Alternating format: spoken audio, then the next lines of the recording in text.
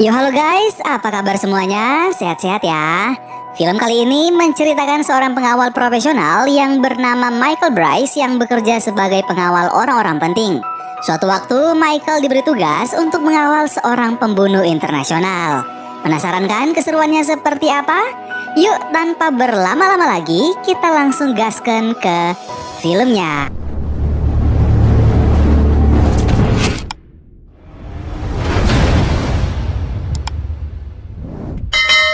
Film diawali dengan menampilkan seorang pria bernama Michael Bryce yang mendapat penghargaan sebagai pengawal terbaik. Saat Bryce menerima pialanya, seorang laki-laki bernama Darius mengacaukan acaranya. Lalu Bryce keluar dan melihat Kurosawa yang adalah kliennya saat ia menjadi pengawal. Namun Darius menembak Kurosawa hingga ia meninggal. Ternyata itu hanya mimpi yang kerap kali muncul saat Bryce tidur. Bryce melakukan konsultasi dengan psikolog untuk mengatasi masalahnya tersebut. Bryce adalah mantan pengawal eksekutif, namun karena klien terpentingnya yang bernama Kurosawa meninggal, ia kehilangan segalanya, termasuk lisensinya sebagai pengawal. Kurosawa meninggal karena ditembak oleh Darius, seorang pembunuh bayaran. Psikolog itu menyarankan agar Bryce melakukan liburan terlebih dahulu untuk menghilangkan stresnya.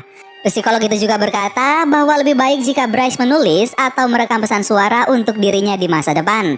Bryce pun tersadar dan mendapatkan sebuah ide. Ia merasa lebih baik setelah ide itu muncul di kepalanya. Psikolog itu pun berkata bahwa Bryce sudah pulih dan mengusirnya. Scene pun berpindah menampilkan Bryce yang sedang berlibur sesuai saran psikolog. Bryce juga merekam suaranya yang ia dengarkan sambil membaca. Saat Bryce berusaha untuk melupakan masalahnya, tiba-tiba seorang wanita mengambil handphonenya lalu menyadarkan Bryce bahwa sedang terjadi serangan. Wanita itu adalah Sonia Kincaid, istri dari Darius Kincaid. Sonia meminta bantuan Bryce untuk membebaskan suaminya dari para mafia. Namun Bryce menolaknya karena Bryce tidak ingin terlibat dalam perkelahian lagi. Bryce sudah bertobat. Sonia tetap memaksa Bryce karena Dariuslah yang meminta Sonia untuk mencari Bryce. Sonia menarik tangan Bryce lalu membawanya menaiki motor. Saat mereka berada di ujung tebing, Sonia melompat ke laut lalu disusul oleh Bryce.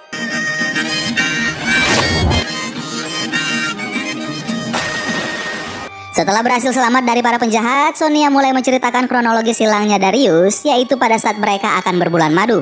Sonia dan Darius berencana untuk memiliki anak. Sonia terus bercerita selama perjalanan mereka menuju pulau lain. Di sisi lain, terdapat Veronica dan Magnusson menemui seorang pria untuk melihat kinerja bom yang akan mereka beli. Pria itu menunjukkan cara menggunakan bomnya. Tak hanya itu, ia juga meledakkan bom itu untuk membuktikan seberapa canggih alatnya.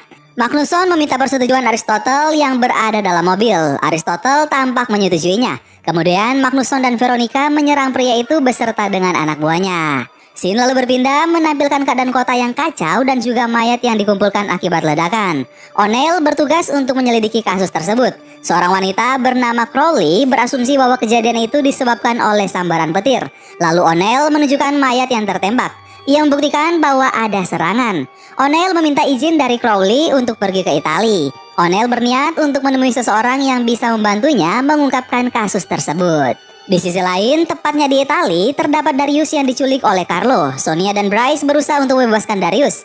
Bryce memerintahkan Sonia untuk tidak menggunakan senapan ataupun pisau, tapi Sonia mengabaikannya.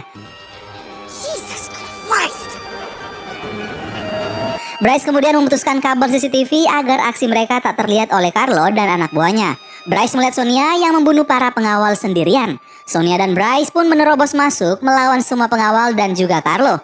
Setelah semuanya terkapar, Sonia memeluk Darius, sedangkan Bryce berdiri memperhatikan. You said, baby, get me Michael Bryce.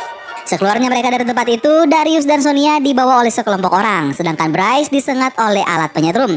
Mereka bertiga dibawa ke suatu tempat dan berhadapan dengan O'Neill. O'Neill memarahi mereka karena sudah membunuh Carlo. Carlo adalah informannya, namun sekarang sudah tiada. Maka Darius, Sonia, dan Bryce harus bertanggung jawab menggantikannya. O'Neill pun memerintahkan mereka untuk pergi ke Portofino dan menyamar menjadi pembeli. Bryce akan menjadi seorang pengawal dan Sonia menjadi selir Carlo, sedangkan Darius menjadi pengawas. Tentunya ketiga orang itu menolak, tapi O'Neill mengancam mereka sehingga mereka terpaksa harus menurutinya.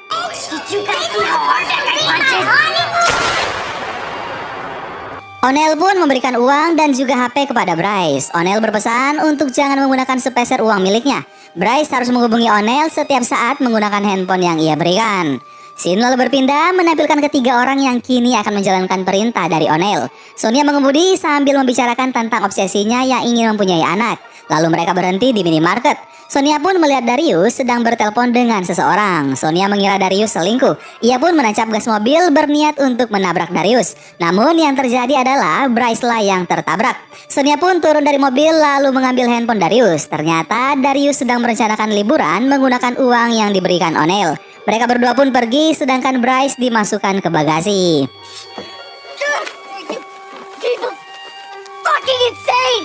Di sisi lain, pada malam harinya mereka pergi untuk menemui Vladimir sesuai dengan perintah O'Neill. Sonia memberikan uang pada Vladimir sedangkan Vladimir memberikan koordinat rahasia seluruh jaringan di Eropa. Sebelum Sonia mengambil koper itu, ia dipasangkan gelang yang akan meledak jika Sonia berada jauh dari koper. Tiba-tiba seseorang pria menghampiri Bryce dan berkata bahwa ia mengenalnya. Namun Bryce membantah perkataan pria itu lalu menyuruhnya pergi. Kemudian Vladimir dan anak buahnya menghina Sonia dengan mengatakan bahwa Sonia adalah wanita tua. Sonia pun marah lalu mengeluarkan seluruh kata-kata kasarnya. Salah satu anak buah Vladimir menyadari bahwa mereka sudah ditipu.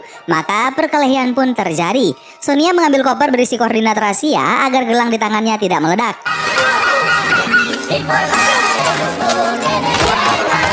Setelah berhasil melawan Vladimir dan anak buahnya, tiba-tiba tersisa satu orang yang menembak Bryce hingga Bryce pingsan. Sonia pun membawa Bryce menggunakan gerobak menuju kapal yang sudah ditumpangi Darius. Untungnya mereka berhasil pergi. Scene lalu berpindah pada keesokan harinya, menampilkan Sonia dan Darius yang bersedih karena meninggalnya Bryce. Mereka membuang mayat Bryce ke sungai, namun ternyata Bryce masih hidup.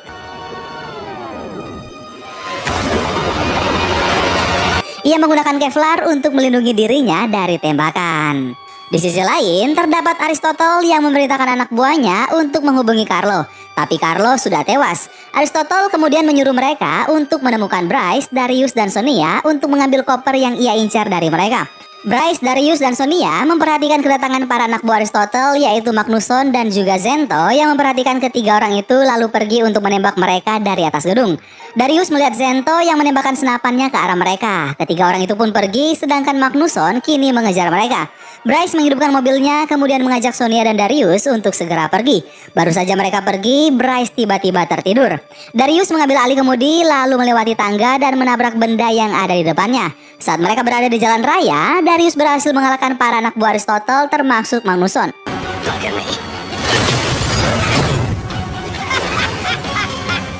Namun Zento masih mengejar dengan menggunakan helikopter. Zento terus menyerang mereka, tapi Darius keluar dari mobilnya lalu menembakkan pistolnya ke arah helikopter sehingga helikopter itu terjatuh dan juga terbakar. Darius yang tak mengemudikan mobil dengan benar membuat mereka hampir saja terjatuh ke jurang.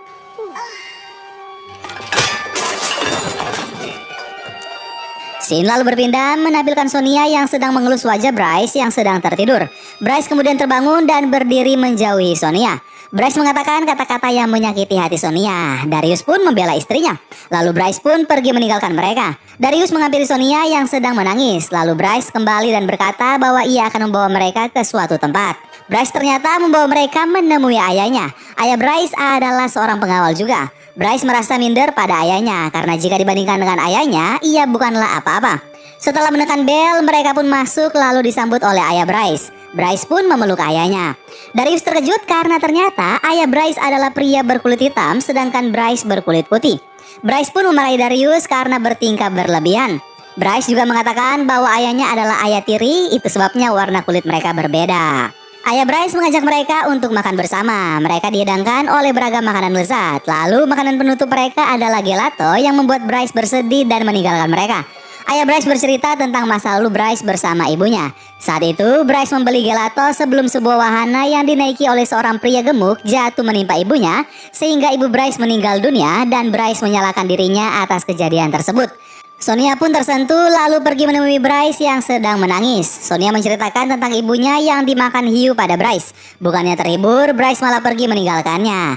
Bryce berbicara pada ayahnya tentang lisensinya yang sudah dicabut. Ayah Bryce berkata bahwa ia akan berusaha untuk mengembalikan lisensi Bryce. Bryce pun gembira, lalu ayahnya memberikan kunci mobil yang sedari kecil Bryce inginkan. Bryce semakin gembira lalu pergi bersama Darius dan juga Sonia. Sesampainya mereka di suatu tempat, tiba-tiba ada anak panah yang mengenai Darius dan Sonia yang membuat mereka pingsan. Sedangkan Bryce mendapat banyak anak panah. can't keep your hands off it. Ketiga orang itu pun dibawa ke rumah besar milik Aristotle. Sonia melihat wajah Aristotle lalu teringat masa lalunya bersama Aristotle. Sonia bercerita bahwa ia terjatuh dari kapal dan mengalami amnesia. Aristotle pun melepaskan gelang yang dipasangkan Vladimir lalu membawa Sonia bersamanya. Sedangkan Darius dan Bryce tak menyangka bahwa Sonia memiliki hubungan dengan Aristotle. Darius dan Bryce disiksa menggunakan alat penyetrum, tapi bukannya kesakitan, Darius malah tertawa. Darius dan Bryce berhasil mengalahkan dua penjaga lalu pergi untuk menyelamatkan Sonia.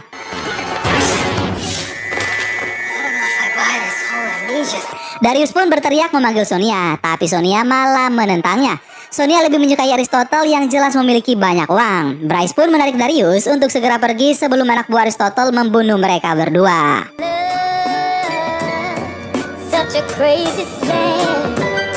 Darius mengaku pada Bryce bahwa kemungkinan ia mandul karena saat ia bertugas buah zakarnya tertembak. Darius khawatir akan mengecewakan Sonia yang sangat terobsesi memiliki anak. Karena itu ia merelakan Sonia bersama Aristotle. Darius kemudian pergi meninggalkan Bryce sendirian. Di sisi lain, Bryce mendatangi rumah ayahnya. Ayah Bryce melontarkan kata-kata kasar padanya. Ayah Bryce juga berkata bahwa dirinya lah kepala keamanan Aristotle. Bryce terkejut karena ternyata ayahnya membenci dirinya, ditambah lagi fakta bahwa ayahnya bekerja dengan seorang penjahat membuat Bryce merasa dihianati. Ayah Bryce pun mengusir Bryce lalu berkata bahwa Bryce adalah noda dalam warisannya. Bryce pun menjadi sakit hati. Ia memutuskan untuk membakar mobil pemberian ayahnya lalu pergi ke toko gelato.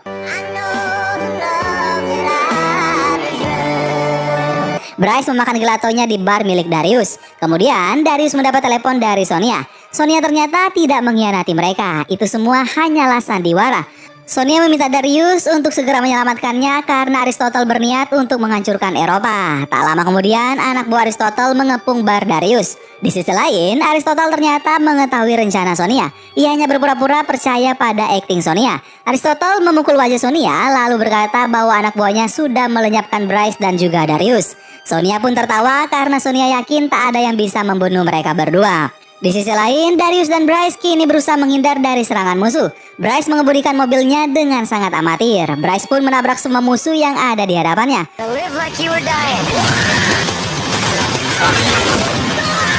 Bryce tak berhenti melaju bahkan saat sudah tak ada lawan yang mengejar sehingga mengakibatkan Bryce terlempar keluar dari mobilnya. Bryce juga ditabrak oleh anak buah Aristotle sehingga ia kembali terlempar ke sungai. Darius kemudian menembak dua anak buah Aristotle untuk menyelamatkan Bryce. Scene lalu berpindah menampilkan Bryce yang bersedih karena ayahnya yang sudah mencapakannya. Bryce juga kehilangan harapan terhadap pekerjaannya sebagai pengawal karena lisensinya tak akan pernah kembali. Darius menghibur Bryce dengan mengakui bahwa Bryce adalah pengawal yang hebat. Buah zakar Darius ditembak oleh Bryce saat Bryce menjaga kliennya. Bryce pun tertawa dan menganggap Darius kalah darinya. Namun Bryce masih bersedih karena ia tak akan bisa bekerja lagi. Darius berkata bahwa Bryce tak memerlukan lisensi untuk jadi pengawal. Saat ini seluruh warga Eropa membutuhkan mereka berdua. Tugas utama pengawal adalah melindungi kliennya. Maka dari itu, sebagai seorang pengawal mereka harus melindungi warga Eropa dari ledakan yang diciptakan Aristotle. Baru saja mereka akan beraksi, tiba-tiba sekumpulan orang mengerumuni mereka lalu membawa mereka bertemu dengan Crowley. Bryce meyakinkan Crowley bahwa akan terjadi ledakan besar. Jika mereka tak segera bertindak, maka ledakan itu akan benar-benar terjadi. Perkataan Bryce diperkuat oleh kedatangan seorang wanita yang berbicara dengan Crowley. Crowley pun memperbolehkan Bryce dan Darius untuk pergi. Bryce berkata bahwa ia membutuhkan perahu, senjata, dan juga dua Interpol yang bernama Gary dan juga Johan. Mereka pun bersiap. Gary dan Johan menaiki kapal untuk menjadi umpan bagi para anak buah Aristotle. Dan tebakan Bryce benar karena orang-orang itu mengejar Gary dan Johan, sedangkan Darius dan Bryce berlayar menggunakan perahu yang sangat lambat. Di sisi lain, Aristotle kini sudah mengeluarkan bornya. Para penjaga melihat perahu milik Darius dan Bryce yang kosong. Ternyata kedua orang itu bersembunyi lalu menembak para penjaga tersebut. Tak hanya itu, ada petugas lain yang muncul dari dalam laut. Namun itu bukan masalah besar bagi mereka karena hanya dengan 2 kali tembakan orang-orang itu meninggal.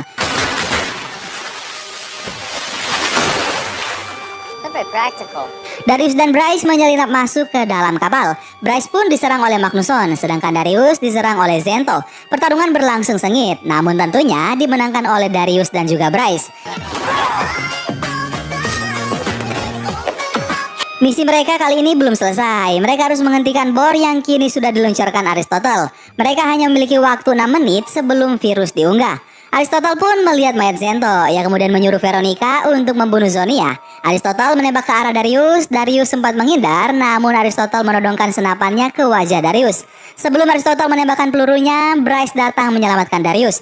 Sebelum Bryce menembak pelurunya, datanglah ayah Bryce. Ayah Bryce memerintahkan Bryce untuk tidak membunuh Aristotle, namun ia menolak. Bryce pun menembak ayahnya, lalu Aristotle menembak ke arah Bryce, namun tembakannya meleset karena Darius melukai kaki Aristotle menggunakan kaca.